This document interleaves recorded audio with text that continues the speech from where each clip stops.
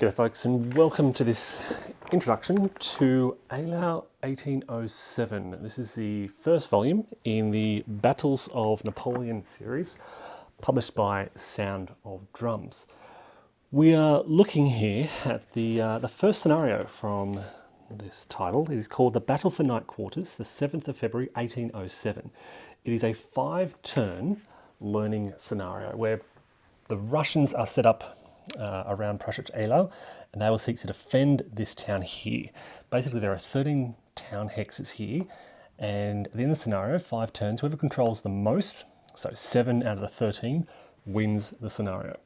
So what we have here is the initial Russian setup. We've got in the center, we've got Division Bagavu. They've got a lot of infantry, and they've got the cavalry kind of situated out on their right. They have to set up in or within 1 hex of Eylau. So you can see I've got most of my cavalry out on the right. I've got some artillery here covering this area, and some artillery here covering this area. So I've really put my artillery up the front, infantry close to the town to defend it.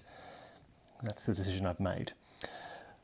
Behind them, we have got Division Markov, and they have to set up within 2 hexes of the cemetery. Okay, so they'll be moving north pretty soon. And then west of Eylau and south of town here called Freiheit, we have got the 8th Division under Scen. So they have to set up in this area here. So they're kind of protecting the left flank of Eylau. As I said, this is a learning scenario. So normally, in the full game, you would concern yourself with the order system, and you would allocate each division an order, and you'd place it along here, and that would determine what they can do, and it has various other effects as well. What affects their movement, things like that. So you give them these little order counters, and this tells you things. Well, it dictates kind of what they can do, whether or not they can fire and move and so forth. But it also affects your influence. So the number on the left here gives you influence points, or initiative points I think they're called, and whoever has the highest number of those gains the initiative and goes first.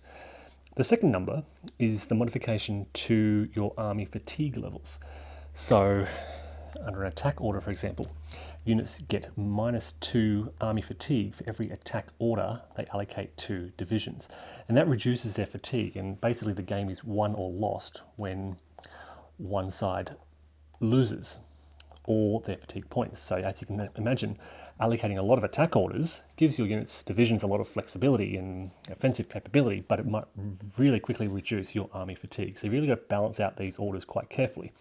And there are regroup orders where you can sort of get these back again. Here you go, regroup. You can see you get an army fatigue point back for the +1. In this learning scenario, all divisions are under attack orders. There are no army fatigue points, so we don't have to worry about that. We also pre-seed the bag with a number of these action cubes. This is much like a formation activation system. Basically what I'll do is I'll draw a cube from the bag, and that'll activate the French. And they can choose any division to activate. Now, again, it's quite a bit more complex in the full game. In this learning scenario, I'll activate a division. The French will come on from here. They're all under attack orders, and they'll be attacking the Russians.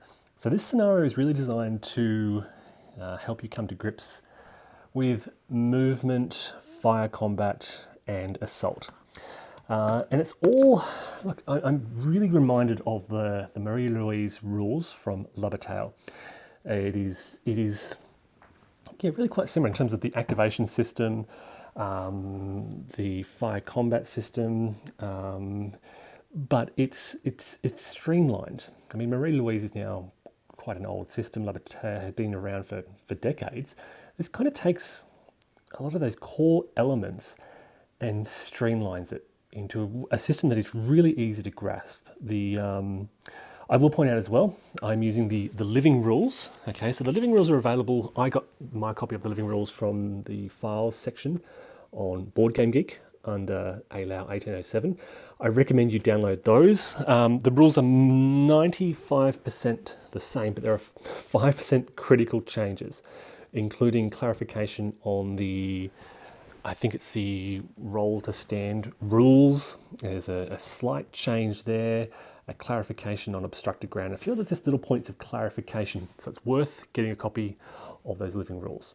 So basically what's going to happen is I've got a mass of, how many French divisions we've got? We've got 8 French divisions. They'll be coming on from here, and they'll be trying to capture as much of Prošec Eylau as they can within those 5 turns.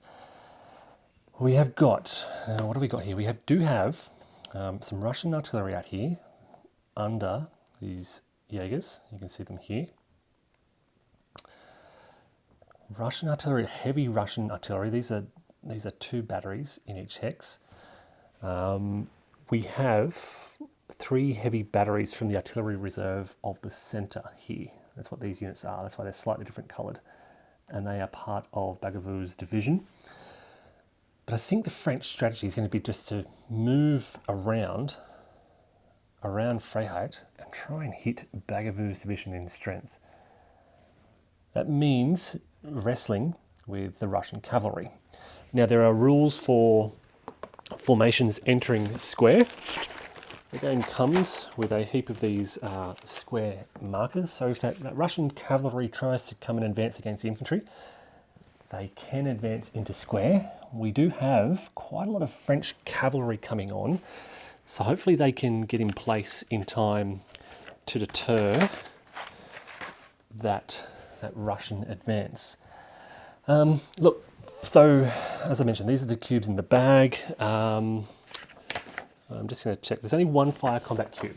So basically that 1 red cube in the bag, when it is drawn, that's when we resolve fire combat. And we basically start on one side of the line, we go back and forth, zigzagging across the line. French, Russian, French, Russian, French, Russian. They fire, usually in line formation, up to 4 SPs from each hex. You multiply that based on their formation, so units in line, that you double that. So basically these guys will fire with 8 SPs into an adjacent hex. You might apply dice roll modifiers for what the target is and weather conditions and the like.